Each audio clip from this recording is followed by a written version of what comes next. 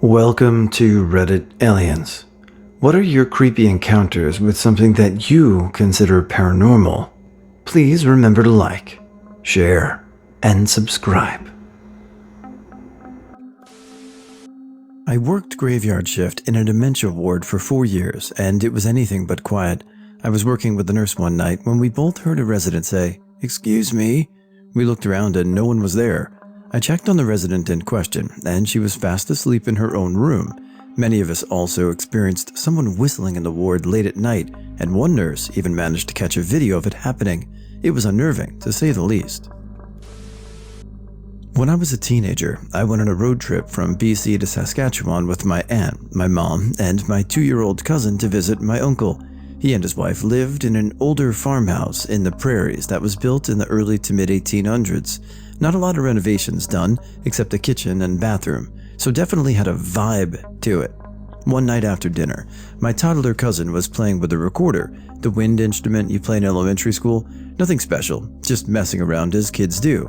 We had dessert, watched a movie, then headed upstairs to bed.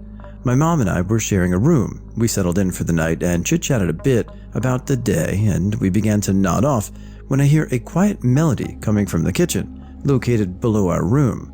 I assumed it was my tired brain playing tricks on me and passed it off as nothing and tried to fall asleep. Then I heard it again. A few distinct notes from what sounded like a recorder. My eyes flew open, and my mom and I turned to each other at the exact same moment and whispered, "Did you hear that?" We laid there, wide-eyed in the darkness, while a few more faint notes drifted up the staircase, until eventually we fell asleep. My mom and I tell the story the next morning at breakfast, and speculate whether my cousin escaped from her crib for a moonlight sonata. The thing is, at this time she didn't even know how to get out of her crib, and my aunt was such a helicopter parent, there's no way she could have jumped the crib, opened the door, and made it all the way downstairs without my aunt waking up. My uncle chimes in and says, in the early 1900s, a doctor and his daughter lived in this farmhouse. She contracted tuberculosis, and he had to perform an emergency tracheotomy that tragically failed. I was told there's a grave in the backyard in between those two trees, and points out the window. I'd like to think the little girl ghost was awakened by my cousin's presence in the house and wanted to try the recorder herself. The next day, I was left alone in the house and kept psyching myself out and looking out the window at those two trees in the backyard, expecting to see something. I've had plenty, but it's the first experience that I remember best. I was 14 to 15 years old. I shared a cramped room with my younger brother. We lived in an old barn loft that was converted into a livable space. Our bed sat parallel. His, the one on the left facing into the room, was closest to the door. At the foot of my bed about 5 feet away and to the left was a small closet door. The door was only about 5 feet tall. I'm asleep. As is often the case in my episodes, I just kind of suddenly am aware that I'm unable to move. Breathing is difficult, like I'm drowning without my lungs filling with water, and my mind screams that I need to move to wake myself. Suddenly, I can see my room. This might sound nuts, but whenever I have an episode and this sight happens, I'm seeing through my eyelids. I can feel my eyes are shut, but I can see my surroundings. Out of the small closet door pokes a flat-brimmed hat atop a long-haired head, then shoulders, then elbows, and a long, thin leg. This tall, dark figure just smoothly sucks out of the closet and stands in front of my bed. He just stands there. I can sort of see him sway side to side, but other than this, he's motionless. I can hear this muffled heartbeat racing in my ear. I hear myself hyperventilating. I can hear it, but it's like I'm listening to these things underwater. I still can't move. Then I hear his voice in my head. No movement. He just says, "There are people who watch from behind the walls." And he gestures to the wall behind him. The wall turns translucent red, and I see what looks like deformed children in rags. They're speaking but in whispers, and I can't understand a word. They moved around like ants. He starts laughing, but still remains like a statue, and snap. It felt like a firecracker in my right ear. I shot out of bed. I actually landed out of bed on my feet. We didn't have carpet, just this thick plywood type crap that made every footstep sound like a stomp. My brother woke up and asked what I was doing. I just blurted out, "I tripped," and crawled back into bed. It was around 3 a.m. I stayed awake until I heard the birds outside. Then I went downstairs. Messed me up for a while. So just a brief backstory. I've experienced paranormal situations since I can remember, and not just me, but my older sister as well. First off, my sister has seen apparitions when she was really little and had been tormented by a little girl that would scare her, and a couple of years ago, while sightseeing in Seattle, we went into a psychic's store, and the cashier had described the exact details on the appearance of the little girl that had been following my sister, which freaked her out. And, two, since I was little, would have really in-depth, creepy, bizarre dreams that felt as though I have lived hundreds of other people's lives, and have seen countless different types of shadow beings that I had different names for when I was really little, such as shadow blobs, which I believe aimlessly roam and are harmless, demon shadows, crawlers, and the weeping fog. I would break these down and explain, but I'll save that for another time since my story doesn't revolve around these, but I just want to express that I grew up with paranormal experiences, and it basically was, or still is, a part of my normal daily life. This took place when I was in early middle school, so around 13 years ago, and around this time I had a best friend, who is still my best friend to this day, I'll call Lori, and we would go from staying at her house one week to my house the next, and on this specific week, we were staying at her house. So, one odd similarity we always noticed about either of our houses was that there were certain areas of both of our houses that were unusually colder than the rest of the house, and when I say unusual, I mean that it was so unusual that first-time visitors always without fail would mention the temperature difference at both of our houses. At my house, it was the basement, and at Lori's house, it was her living room. At this point in time, I had already stayed the night at Lori's house numerous times, and we would always sleep in her living room. I would always be the last one to fall asleep since I struggled with really bad nightmares that happened almost every night, like I mentioned earlier. So I would be the only one awake to hear things fall and hit the ground in the kitchen right next to the living room, or even see things fall from the coffee table that were only a few feet away from the spot on the floor where I was laying down at the time. And not only that, I would also notice the temperature would drop, and I would get this overwhelming sense that I was being watched, to which I would cover my head with my blanket and would close my eyes and struggle, trying to fall asleep. So on this particular day, it was around late evening. Lori and I were at her house alone, and one of our friends that lived close by had just come over. I'll call her Kara. And Lori was telling us about this creepy plastic doll she had that had a button on its back, and when pressed it would sing the Ring Around the Rosie song. So I asked her where the doll was, to which she said was in her garage, which the door to the garage bordered between the living room and the kitchen. So, wanting to see it, Lori and I went into the garage while Kara, uninterested, went outside just on the other side of the garage door that was down at the time.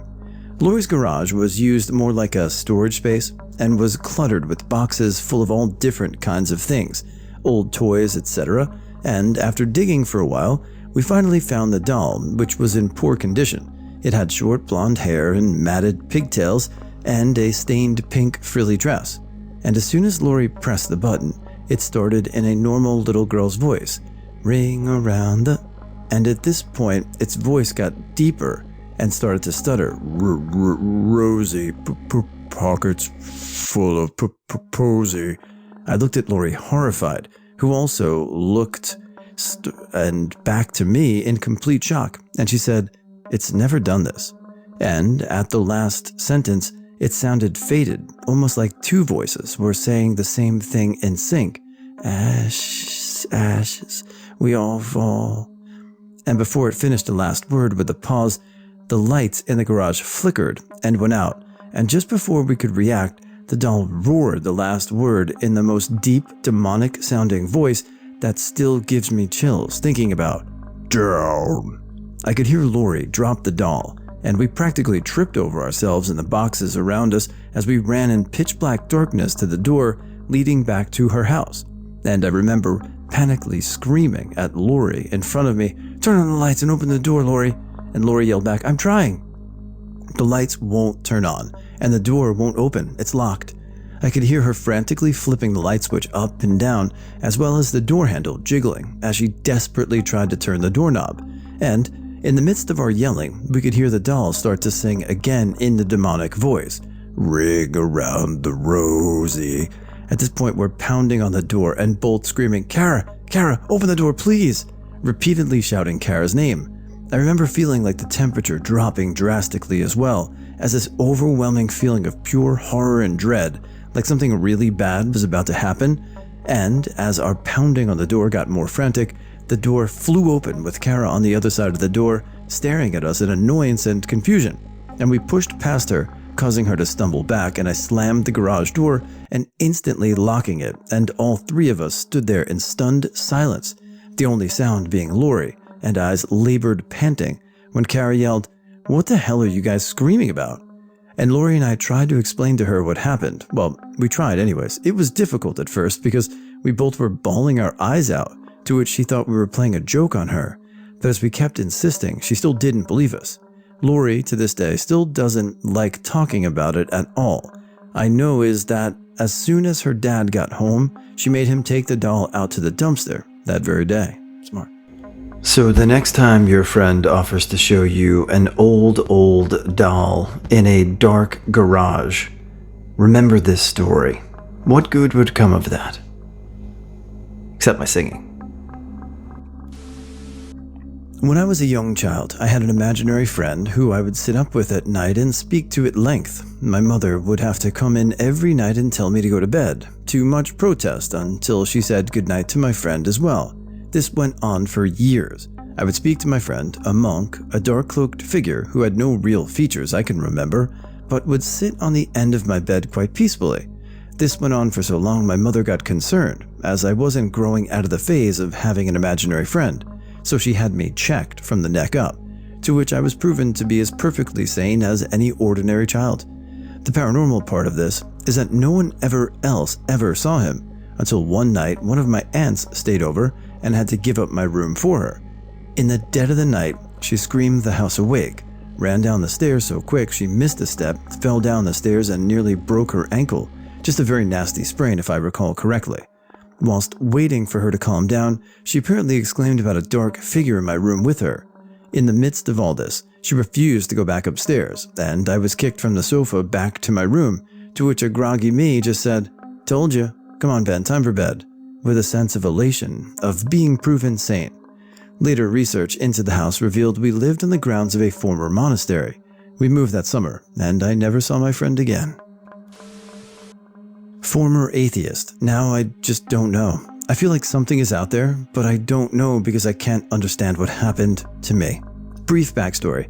Had a falling out with my mom. Didn't speak to each other for about 2 years. When I was a little kid, my mom would push her fingernails into my back and just scratch my back all over. It was such a calming feeling and was something I really enjoyed when I was really upset. So I'm sitting at home one day playing with my dog. I sit on the couch and get this really weird feeling, like sorrow and sadness. Suddenly, I feel a calming nail scratch all over my back. I'm sort of freaking out, but also enjoying it. Like, what the hell is causing my back to feel like this? What felt like several minutes was probably 20 seconds. Snapped out of it and jumped off the couch. Checked my back and I had freaking scratch marks all over it. 30 minutes later, my sister calls me and tells me mom has passed away about 30-ish minutes ago. That's roughly the same time I felt that random bout of sorrow and suddenly had nail scratch marks on my back. I can't explain that. I don't know what happened and I don't understand it. Back in my teen years, I lived on an old tobacco farm in Maryland. The property was massive and sold individually. There was a few houses on this old farm and a long narrow road connecting where I lived to a quartersack. As a kid and growing up with older neighborhood kids, we were all very close and would tease each other about haunting and ghost sightings and whatnot. But there was the one house at the end of the road I lived on, the biggest house on the old farm, that a family we'll call the Davidsons lived in. It was a very old style but remodeled. We always knew it as the White House, as that's where the white farm owners lived. This was a hoax to me and my brother, we always thought, but being the wild kid I was one day, went behind the house adventuring and stumbled across a graveyard.